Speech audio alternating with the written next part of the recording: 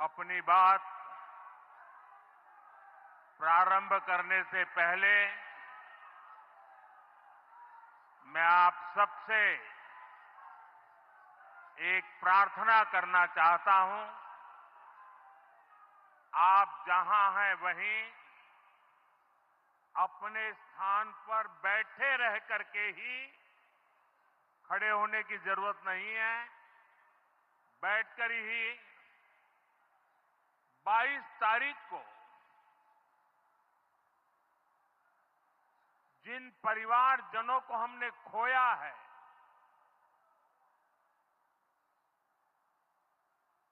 उनको श्रद्धांजलि देने के लिए कुछ पल हम अपने स्थान पर बैठ करके ही मौन रख करके अपने अपने आराध्य देव का स्मरण करते हुए उन सबको श्रद्धांजलि देंगे। उसके बाद मैं आज अपनी बात प्रारंभ करूंगा।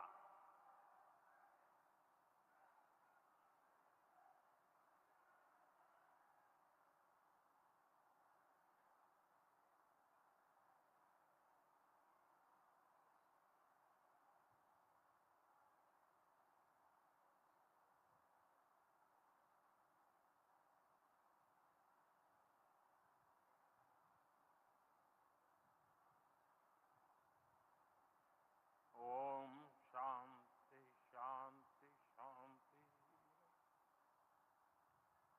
बिहार के राज्यपाल आरिफ मोहम्मद खान जी,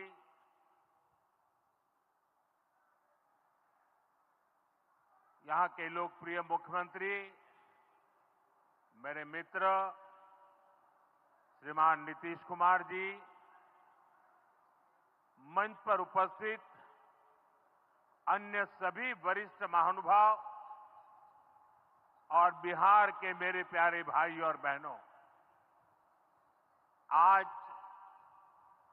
पंचायती राज दिवस के मौके पर पूरा देश मिथिला से जुड़ा है, बिहार से जुड़ा है। आज यहां देश के, बिहार के विकास से जुड़े हजारों करोड़ रुपए के प्रोजेक्ट का शिलान्यास और लोकार्पण हुआ है। बिजली, रेल, इंफ्रास्ट्रक्चर के इन विभिन्न कार्यों से बिहार में रोजगार के नए मौके बनेंगे। आज राष्ट्र कवि रामधारी सिंह दिनकर जी की पुण्यतिथि भी है। मैं उन्हें विनम्र श्रद्धांजलि अर्पित करता हूं। साथियों, बिहार वो धरती है जहां से पूज्य बापू ने सत्याग्रह के मंत्र का विस्तार किया था। पूज्य बापू का दृढ़ विश्वास था कि जब तक भारत के गांव मजबूत नहीं होंगे, तब तक भारत का तेज विकास नहीं हो पाएगा। देश में पंचायती राज की परिकल्पना के पीछे यही भावना है। बीते दशक में पंचायतों को सशक्त करने के लिए एक के बाद एक कदम उठाए गए। टेक्नोलॉजी के माध्यम से भी पंचायतों को मजबूत किया गया। बीते दशक में 2 लाख से ज्यादा ग्राम पंचायतों को इंटरनेट से जोड़ा गया है। 5.5 लाख से ज्यादा कॉमन सर्विस सेंटर्स गांवों में बने। पंचायतों के डिजिटल होने से एक और फायदा हुआ है। जीवन मृत्यु प्रमाण पत्र, भूमि धारण प्रमाण पत्र, ऐसे कई दस्तावेज आसानी से प्राप्त कर सकते हैं। आजादी के अनेक दशकों बाद जहां देश को संसद की नई इमारत मिली, वहीं देश में 30,000 नए पंचायत भवन भी बनाए गए। पंचायतों को पर्याप्त फंड मिले, ये भी सरकार की प्राथमिकता रही है। बीते 10 साल में 2 लाख करोड़ रुपए से ज्यादा का फंड पंचायतों को मिला है। ये सारा पैसा गांव के विकास में लगा है। साथियों, ग्राम पंचायतों की एक और बड़ी समस्या भूमि विवाद से जुड़ी रही है। कौन सी जमीन आबादी की है, कौन सी खेती की है, पंचायत की जमीन कौन सी है, सरकारी जमीन कौन सी है, और इन सारे विषयों पर अक्सर विवाद रहता था। इसके समाधान के लिए जमीनों का डिजिटलीकरण किया जा रहा है। जमीनों के रिकॉर्ड का डिजिटलीकरण से अनावश्यक विवादों को सुलझाने में मदद मिली है। साथियों, हमने देखा है कि पंचायतों ने कैसे सामाजिक भागीदारी को सशक्त किया। बिहार देश का पहला राज्य था जहां महिलाओं को इनमें 50% आरक्षण की सुविधा दी गई, और इसलिए मैं नीतीश जी का अभिनंदन करता हूं। आज बहुत बड़ी संख्या में गरीब, दलित, महादलित, पिछड़े, अति पिछड़े समाज की बहन बेटियां बिहार में जनप्रतिनिधि बनकर सेवाएं दे रही है, और यही सच्चा सामाजिक न्याय है। यही सच्ची सामाजिक भागीदारी है। लोकतंत्र ज्यादा से ज्यादा भागीदारी से ही समृद्ध होता है, सशक्त होता है। इसी सोच के साथ लोकसभा और विधानसभा में महिलाओं के लिए 33% आरक्षण का कानून भी बनाया गया है। इसका लाभ देश के हर राज्य की महिलाओं को होगा। हमारी बहन बेटियों को ज्यादा प्रतिनिधित्व मिलेगा। साथियों, देश में महिलाओं की आय बढ़ाने के लिए रोजगार, स्वरोजगार के नए अवसर बनाने के लिए सरकार मिशन मोड में काम कर रही है। बिहार में चल रहे जीविका दीदी इस कार्यक्रम से अनेक बहनों का जीवन बदला है। आज ही यहां बिहार की बहनों के स्वयं सहायता समूहों को करीब 1,000 करोड़ रुपए की मदद दी गई है। इससे बहनों के आर्थिक सशक्तिकरण को और बल मिलेगा। ये देश में 3 करोड़ लखपति दीदी बनाने के लक्ष्य की प्राप्ति में और सहयोगी बनेगा।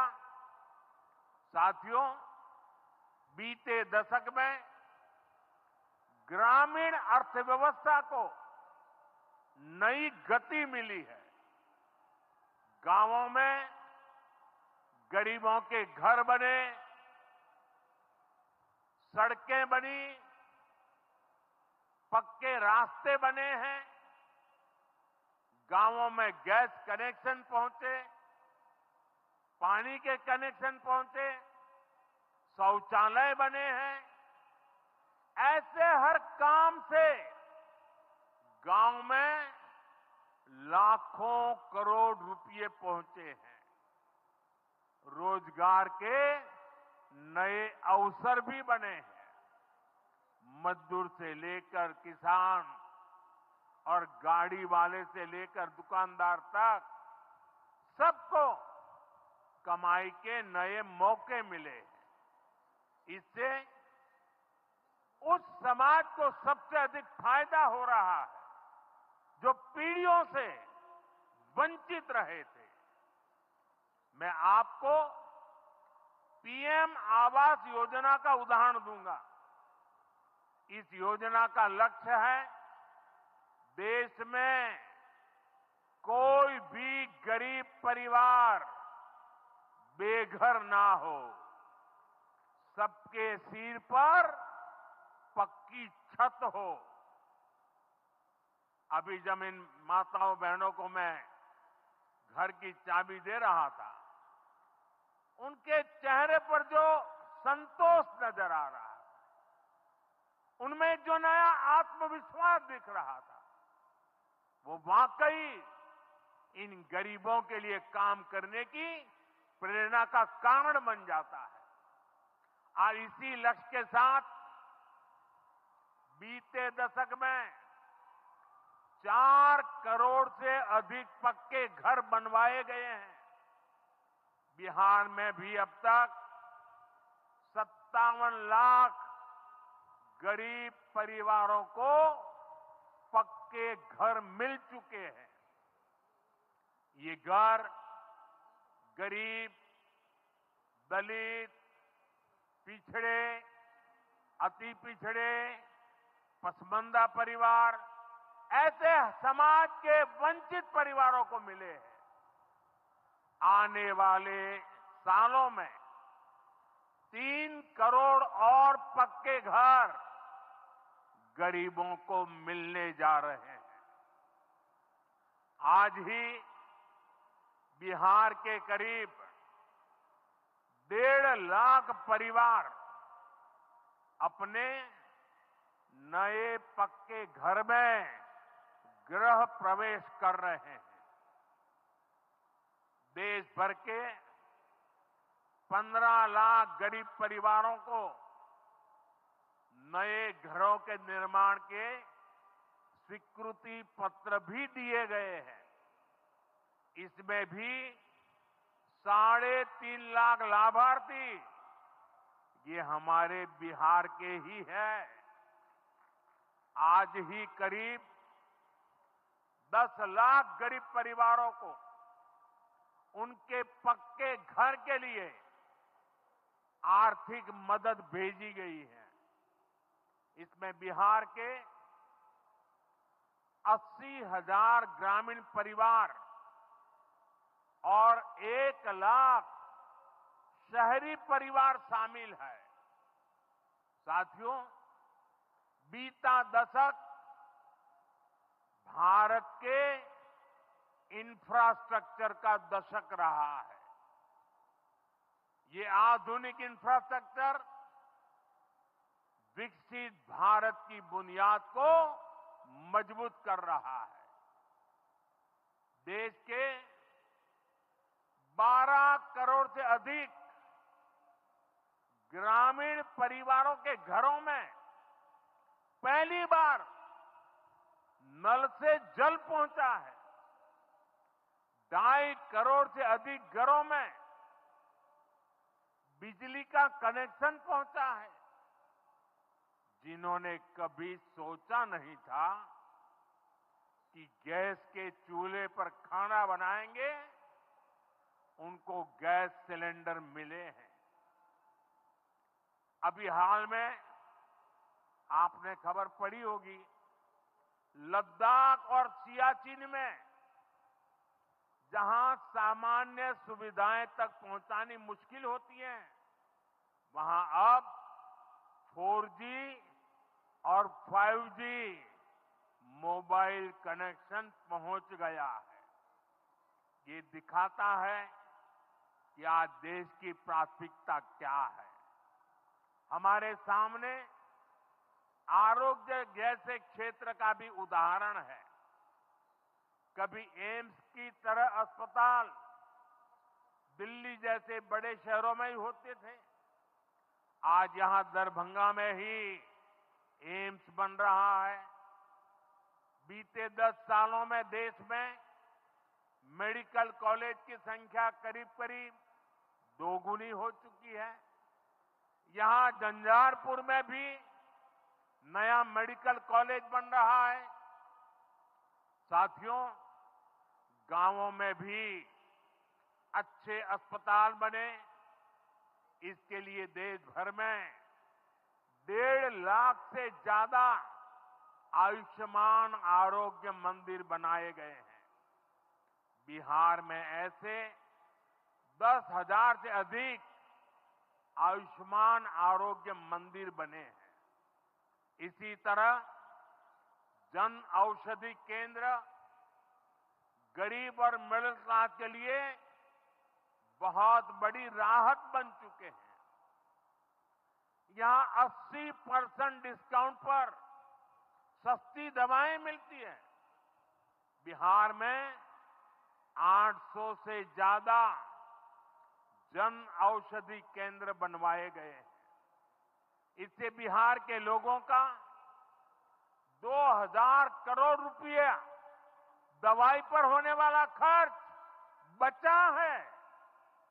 आयुष्मान भारत योजना के तहत भी बिहार में लाखों परिवारों का मुफ्त इलाज हो चुका है। इससे इन परिवारों को हजारों करोड़ रुपयों की बचत हुई है। साथियों, आज भारत रेल, रोड, एयरपोर्ट जैसे इंफ्रास्ट्रक्चर से भी बहुत तेज गति से जुड़ रहा है। पटना में मेट्रो का काम चल रहा है। देश के 2 दर्जन से अधिक शहर मेट्रो सुविधा से जुड़े हैं। आज पटना से जयनगर के बीच नमो भारत रैपिड रेल की शुरुआत भी हुई है। इससे पटना से जयनगर के बीच का सफर बहुत कम समय में पूरा हो जाएगा। समस्तीपुर, दरभंगा, मधुबनी और बेगूसराय के लाखों लोगों को नमो भारत रैपिड रेल से मदद मिलेगी। साथियों, आज यहां अनेक नई रेलवे लाइनों का उद्घाटन और लोकार्पण हुआ है। सहरा से मुंबई तक आधुनिक अमृत भारत ट्रेन शुरू होने से हमारे श्रमिक परिवारों को बहुत सुविधा होगी। हमारी सरकार मधुबनी और झंझारपुर से ऐसे बिहार के दर्जनों रेलवे स्टेशनों को भी आधुनिक बना रही है। दरभंगा एयरपोर्ट से मिथिला की बिहार की एयर कनेक्टिविटी बेहतर हुई है। पटना एयरपोर्ट का भी विस्तार किया जा रहा है। विकास के इन कार्यों से बिहार में रोजगार के नए अवसर बन रहे हैं। साथियों, हमारे किसान ग्रामीण अर्थव्यवस्था की रीढ़ है। ये रीढ़ जितनी मजबूत होगी, गांव उतने ही मजबूत होंगे, देश उतना ही सशक्त होगा। हम सब जानते हैं मिथिला का कोशी का एक क्षेत्र बाढ़ से बहुत परेशान रहा है। सरकार बिहार में बाढ़ के प्रकोप को कम करने के लिए 11,000 करोड़ रुपए खर्च करने वाली है। इससे बागमती, धार, बूढ़ी गंडक, कोसी पर बांध बनेंगे। इससे नहरों का निर्माण होगा, नदी के पानी से सिंचाई की व्यवस्था होगी और हर किसान के खेत तक पानी पहुंचाने का इंतजाम भी होगा। यानी अब बाढ़ की परेशानी भी कम होगी, खेतों तक पर्याप्त पानी भी पहुंचेगा। साथियों, मखाना आज देश और दुनिया के लिए सुपर फूड है, लेकिन मिथिला की तो ये संस्कृति का हिस्सा है। इसी संस्कृति को हम यहां की समृद्धि का भी सूत्र बना रहे हैं। हमने मखाने को जीआई टैग दिया है, यानी मखाना इसी धरती का उत्पाद है। इस पर अब आधिकारिक मोहर लग गई है। मखाना रिसर्च सेंटर को भी नेशनल स्टेटस दिया गया है।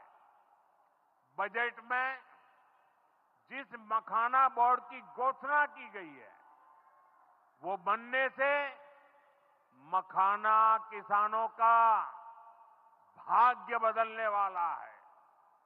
बिहार का मखाना दुनिया भर के बाजारों तक सुपर फूड के रूप में पहुंचेगा। बिहार में national institute of food technology and management भी बनने वाला है। इससे यहां के नौजवानों को फूड प्रोसेसिंग से जुड़े छोटे उद्यम लगाने में और मदद मिलेगी। साथियों, खेती के साथ साथ मछली उत्पादन में भी बिहार निरंतर आगे बढ़ रहा है। हमारे मछुआरे साथी अब किसान क्रेडिट कार्ड की सुविधा का लाभ ले पा रहे हैं। इससे मछली के काम में जुटे अनेक परिवारों को लाभ हुआ है। पीएम मत्स्य संपदा योजना के तहत भी बिहार में सैकड़ों करोड़ रुपए के काम हुए हैं। साथियों,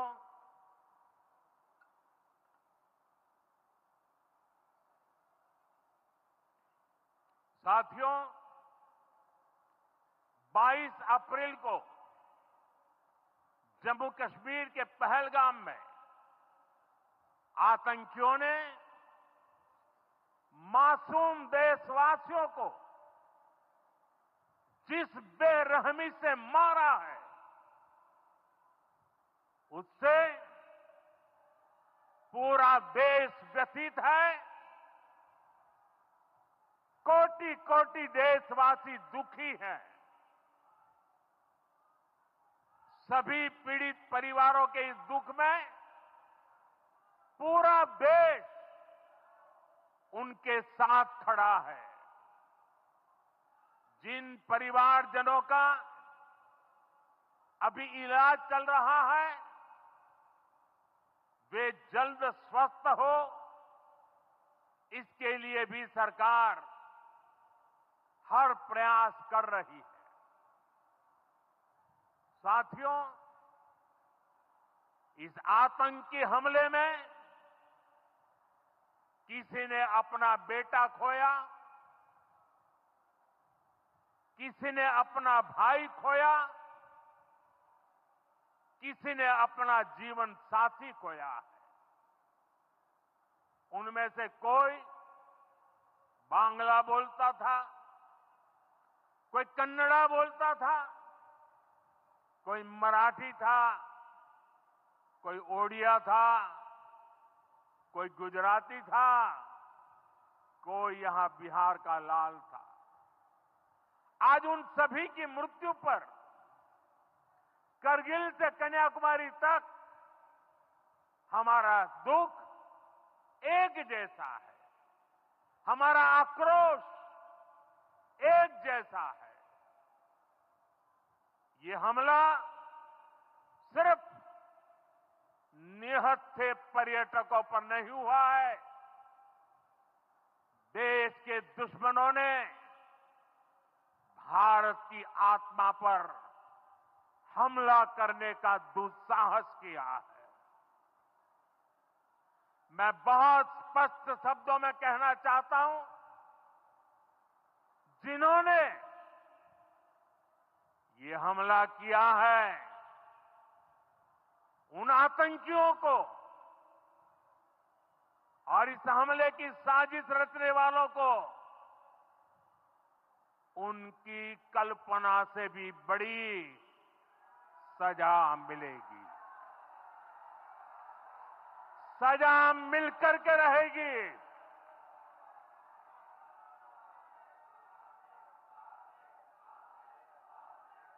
अब आतंकियों की बची खुची जमीन को भी मिट्टी में मिलाने का समय आ गया है।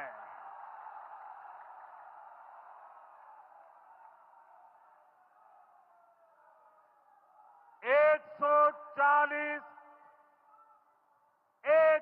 चालीस करोड़ भारतीयों की इच्छा शक्ति अब आतंकी आकाओं की कमर तोड़ कर रहेगी।